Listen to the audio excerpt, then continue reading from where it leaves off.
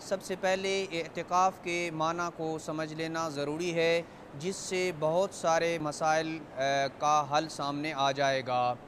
اعتکاف کا معنی یہ ہے کہ مسجد میں قصد تعبد کے ساتھ ٹھہرنا، یہ اعتکاف کہلاتا ہے۔ اور مستحب ہے کہ جب کوئی قصد تعبد کے ساتھ مسجد میں ٹھہرے تو ساتھ عبادت بھی انجام دے، نماز وغیرہ یا قرآن مجید کی تلاوت۔ لیکن اگر کوئی شخص فقط 3 دن مسجد میں ٹھہرا رہے، قیام کرے اور واجب نماز کے علاوہ دیگر کوئی عبادت، قرآن مجید، دعا یا اور کوئی مستحب نمازیں انجام نہیں دیتا ہے تو اس کا اعتکاف درست شمار ہوگا۔ اعتکاف کے صحیح ہونے کی چند شرائط ہیں جنہیں جاننا ضروری ہے، جن میں سے چند کا تذکرہ تو روزی کی شرائط میں گزر چکا ہے، جیسے کہ انسان عاقل ہو اور بالغ ہو، ان شرائط کا مسلمان اور عاقل ہونا، ان شرائط کا تذکرہ ماہ مبارک رمضان کی روزے کی شرائط میں گزر چکا ہے۔ اس کے علاوہ جن شرائط کا یہاں پہ تذکرہ کیا جائے گا ان میں سے پہلی شرط یہ ہے کہ قربت کی نیت کا ہونا ضروری ہے اعتکاف میں۔ اعتکاف کی پہلی رات کو نیت میں شامل کرنا واجب نہیں ہے۔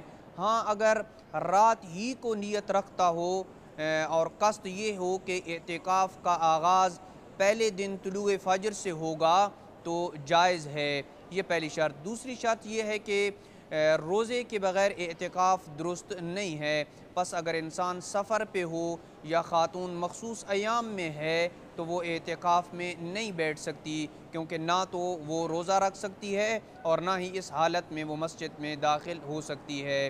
تیسری شرط، اعتکاف کم از کم 3 دن ہونا چاہیے، اگرچہ اس سے زیادہ بھی ہو سکتا ہے، چاہے وہ ایک یا آدھا دن ہو یا ایک یا آدھی رات ہو، فرق نہیں پڑتا۔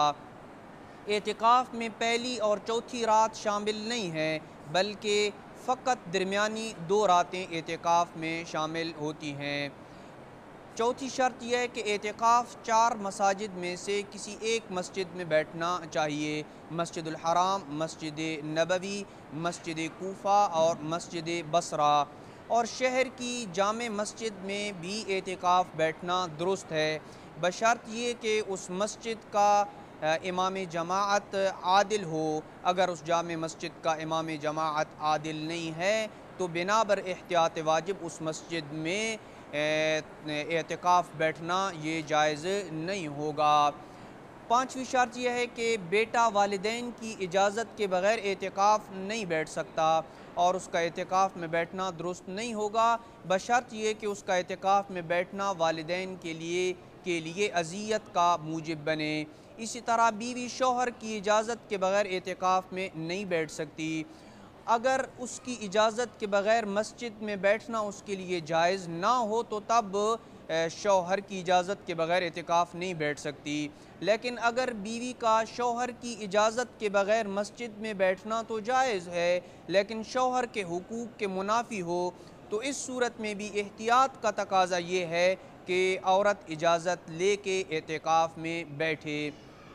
چھٹی اور آخری شرط یہ ہے کہ انسان جس مسجد میں اعتکاف کے لیے بیٹھا ہے وہاں سے انتہائی ضرورت کے علاوہ مسجد سے باہر نہ نکلے، وگرنہ اس کا اعتکاف باطل ہو جائے گا، چاہے وہ مسئلے سے لا علمی کی وجہ سے مسجد سے باہر نکلے یا مسئلہ جانتے ہوئے باہر نکلے، مسجد سے باہر نکلے، بھول کر نکلے یا جانتے ہوئے مسجد سے باہر نکلے، اس کا اعتکاف باطل ہوگا۔